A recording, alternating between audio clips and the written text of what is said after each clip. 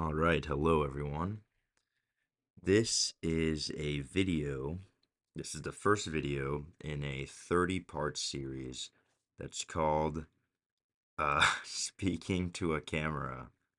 I saw a cool video last night of this guy who basically talked to a camera for 30 days.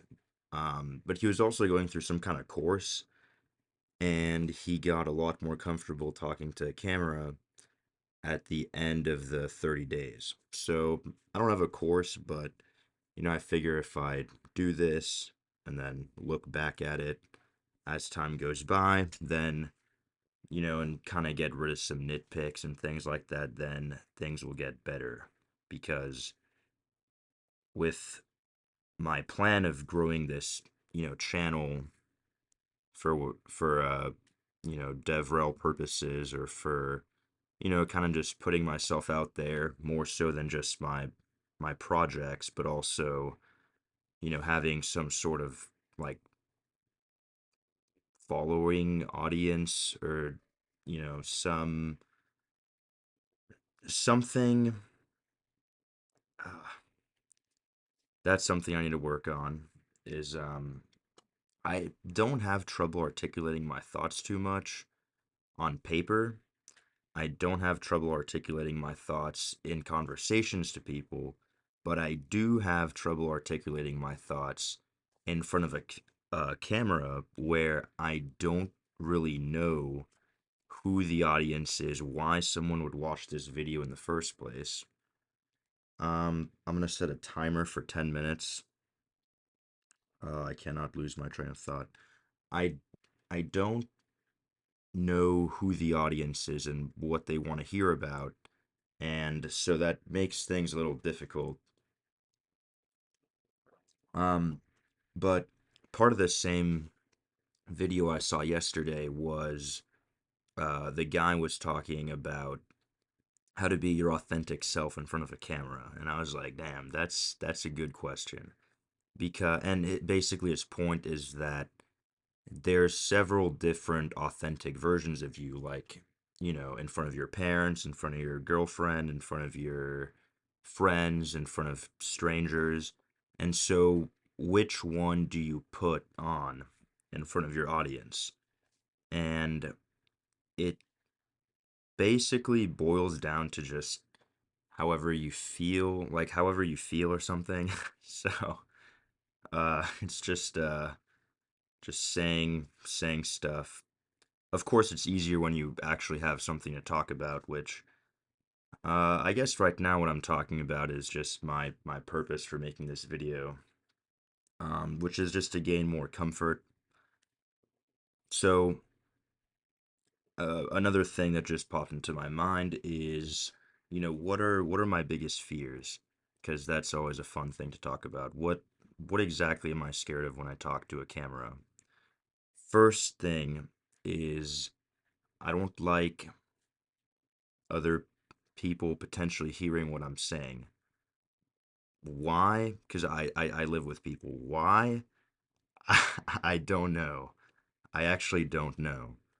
Um, I'd probably hate doing this in public. I would not be able to like take this GoPro and go out in public and like vlog. Like vloggers freak me out. I don't know how they do that. Um, I think it's weird. Nothing against them.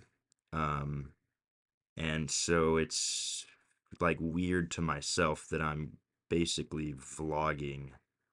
At least I'm in the privacy of my own home, but I don't know. I don't know what it is. I even bought all this like soundproofing. I don't even think I need this, but there's some soundproofing here, there's some soundproofing there. I taped it on the wall and it fell off. So now I just have them laying around. I don't know. It's weird. But anyways, that's what I'm here to overcome. So that's the first thing I'm scared of is just people hearing what I'm saying. Once again, I don't know why.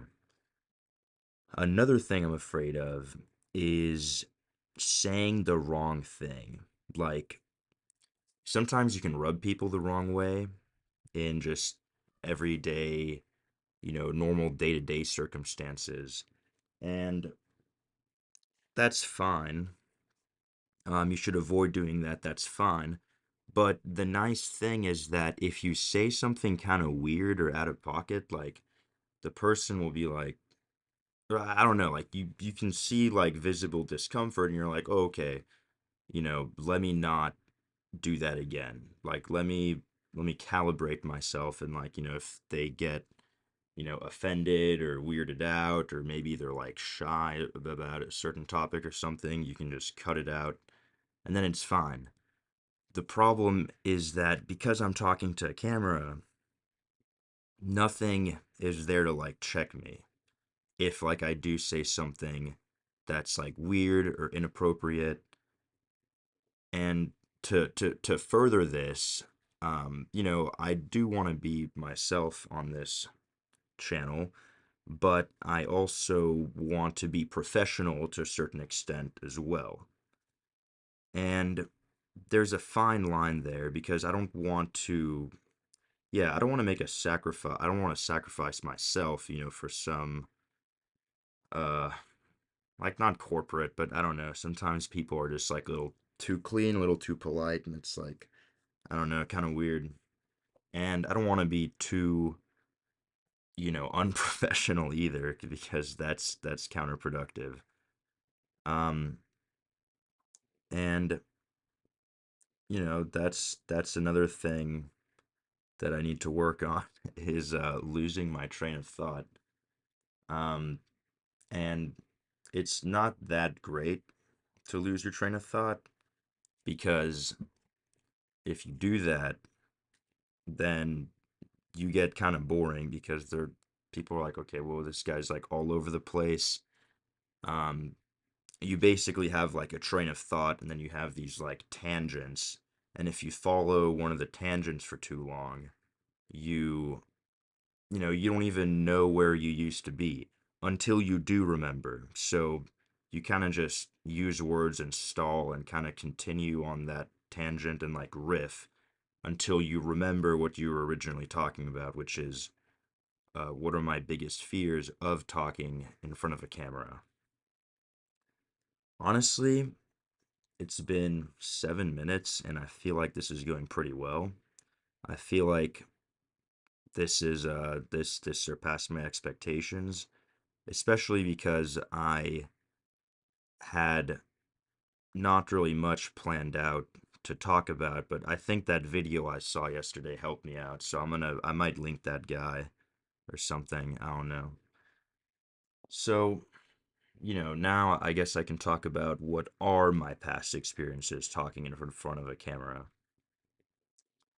I have been interviewed by my friend Nico. He has a YouTube channel, so I might link him as well.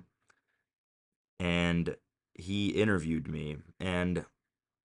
But, when someone's interviewing you, you're kind of just talking to them, but you're aware that the camera's there, but it's a little easier than talking straight to a camera. I've had that experience.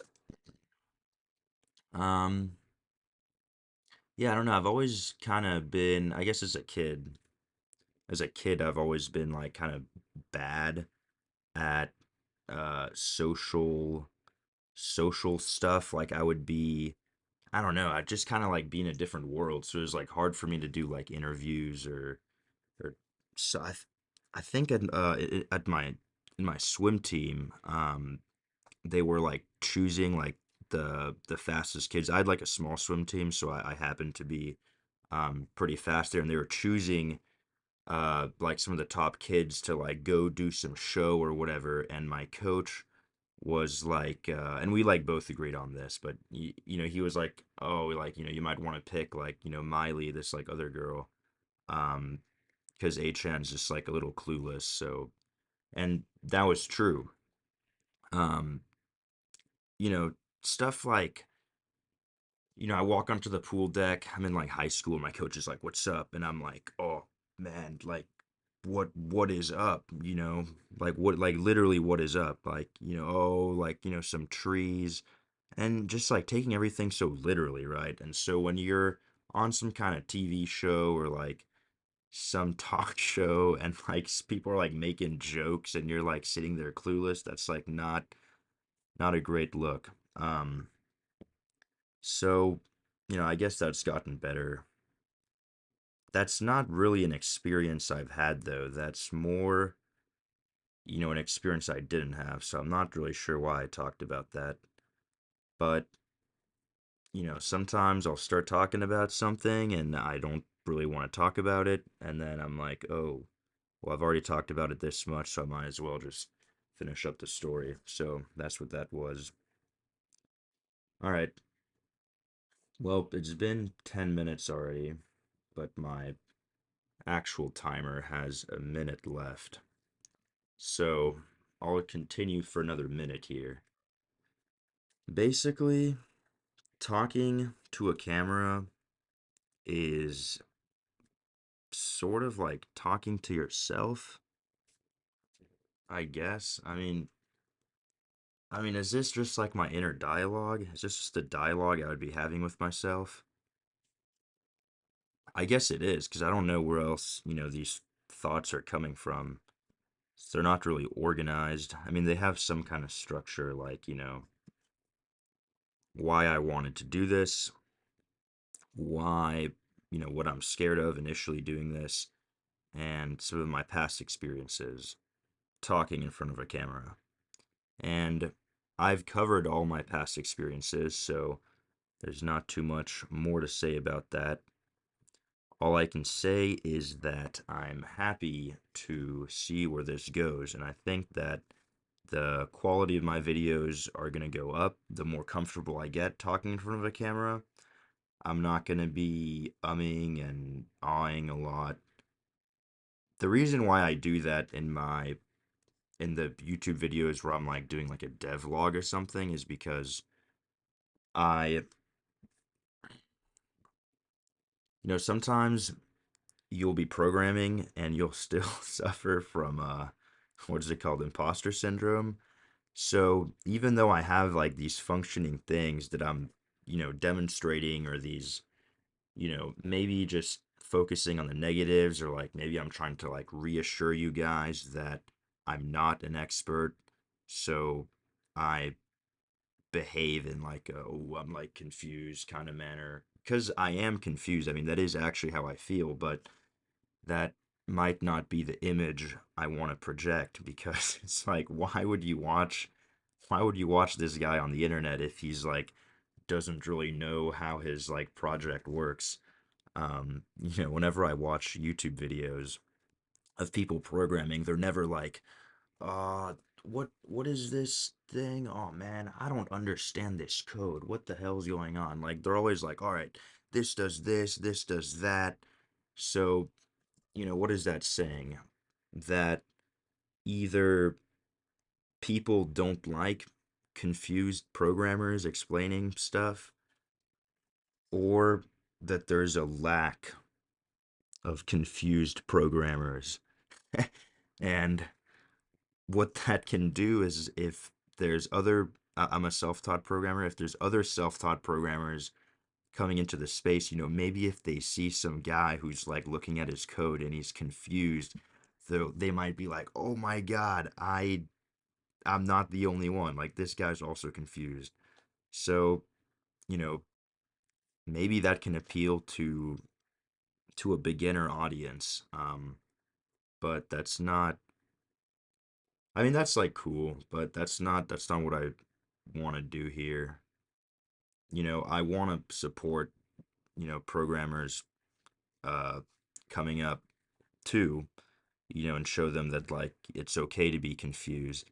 But if that's the whole vibe of the video, then that's bad, because, that'll probably turn off a lot of people who do know what they're doing, and those are the people that shouldn't be neglected either. So I want to cover all the bases. So I'm doing this talking to camera challenge to be more, more comfortable, not even more confident, just more comfortable talking in front of a camera. And also for any beginner people, right? So not even just beginner programmers, but beginner YouTubers maybe, right? Because my channel at the time of posting this, it has 8 subscribers, and I think the video I posted yesterday, it's been like 24 hours and has 0 views. And this other devlog video I have has 4 views, and they're shit, so I don't expect people to watch it. But my point is that you gotta push. You gotta push to GitHub, and pushing these videos out there, even if no one's watching them.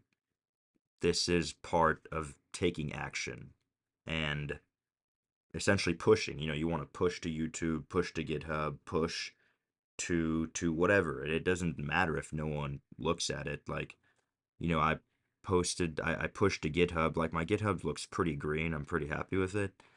And I don't know how many people check out my GitHub, but I still push there anyway. So it's kind of like a portfolio. So this series will be a portfolio of, I don't know, I guess just like documentation, like, all right, this is where I started, and then, kind of make it like a time capsule.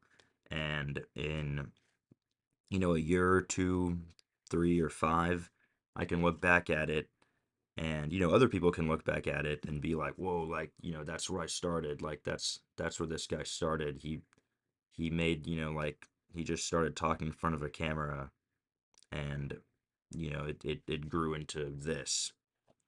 So, thank you for watching. This has been day one, signing out.